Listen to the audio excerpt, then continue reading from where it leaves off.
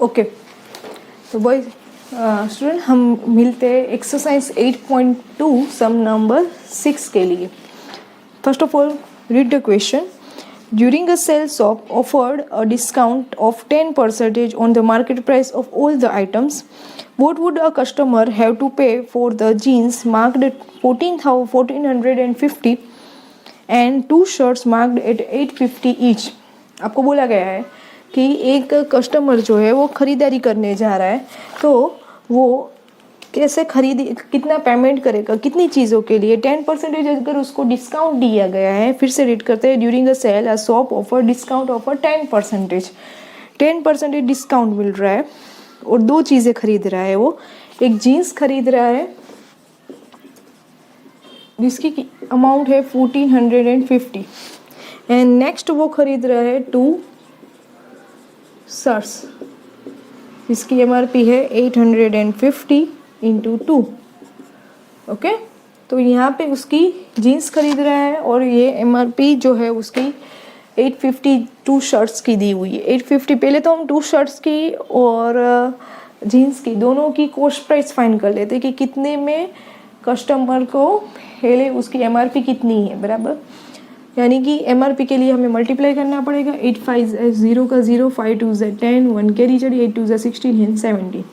तो दोनों की कॉस्ट प्राइस मिल गई है हमें अलग अलग, पर हमें टोटल एमआरपी हमें फाइंड करनी है. टोटल एमआरपी कितनी है. ओके, यहाँ पे टोटल एमपी यानी टोटल मार्केट प्राइस ऑफ, यहाँ पे लिखते हैं total market price of both item is equal to 1450 plus 1700. 50 7 plus 4 11, 1 carry चढ़ी, 1 प्लस 1 2 3, 3150. ओके, ये हुई एमआरपी. इतनी एमआरपी. अभी अगर हम कस्टमर को 10% डिस्काउंट दे रहे हैं तो कस्टमर को कितना पेमेंट करना पड़ेगा वो पूछा गया है. तो हम पहले डिस्काउंट फाइंड कर लेते हैं. डिस्काउंट इज इक्वल टू, हमें दिया हुआ है परसेंटेज दिया हुआ है तो परसेंटेज से भी फाइंड कर सकते हैं. Discount is equal to ratio जो दिया हुआ है उससे मल्टीप्लाई करते हैं. यहाँ पे हमें आ जाएगा MP अपॉन 100. परसेंटेज दिए हुए MP इंटू 100. डिस्काउंट में हमें फॉर्मूला लगाएंगे MP इंटू 100 इंटू 10% यानी जो डिस्काउंट की अमाउंट है. बराबर, जो डिस्काउंट की अमाउंट है. MP जो है हमारी 3150, दोनों की टोटल अमाउंट है 3150 अपॉन 100 इंटू 10. ये 0 0 0 0 कट हो गए 315. इसको मैं अलग मेथड से भी दिखा देती हूँ आपको, जो रेगुलर हम सम्स में करते आ रहे हैं. उसके लिए आपको ये करने का है कि अगर जो है रेगुलर मेथड से यहाँ पे हो जाएगा कि इफ़, जैसे मैं आपको करवाती आ रही हूँ, if the cost price is equal to 100, 10% discount होता है तब माइनस हो जाता है, तो सेलिंग प्राइस हो जाएगी 90, यानी कि उसको इतना पेमेंट करना पड़ेगा. राइट, तो आप डिस्काउंट्स भी फाइंड कर सकते हो. तो 100 कॉस्ट प्राइस होती है, 100 यहाँ पे एमआरपी है, सॉरी कॉस्ट प्राइस नहीं है, हमें एमआरपी दी हुई है. तो 100 MP then selling price 90, then if the market price 3150, then MRP is what, 3150 into 90 upon 100, cut 315 multiply by 9, 9 5s are 45, 4 carry chadi, 9 1s are 9 plus 4 13, 1 9 3s are 20, 7 9 1s are 9, 9 plus 4 13, 9 3s are 27, 27 plus 1 28, 2835 उसको payment करनी पड़ेगी. ये direct हो जाएगा.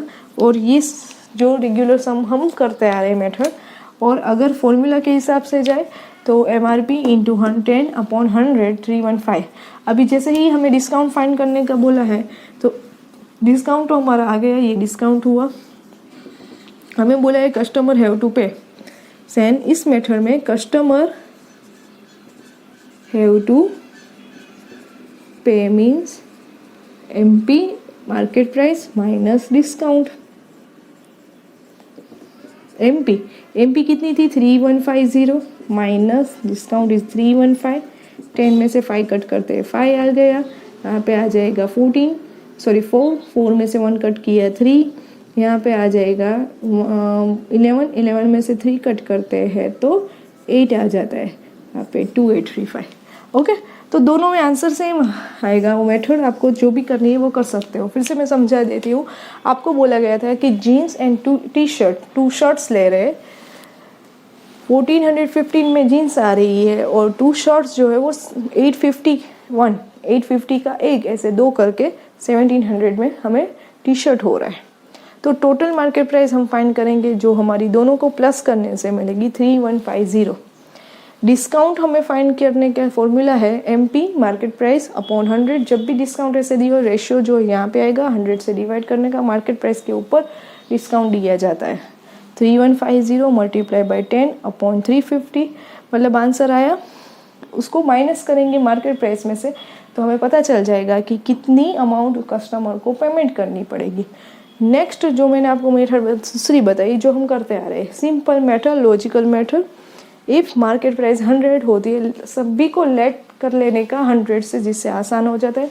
Logically ये discount होता है तो डिस्काउंट माइनस होता है, हमने यहाँ पे माइनस कर दिया डिस्काउंट माइनस हो गए, यानी कि 100 माइनस 10 इज इक्वल टू 90।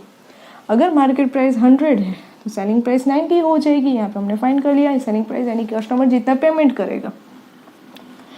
तो मल्टीप्लाई करते हैं, cross multiplication 3150 multiply by 90 upon 100।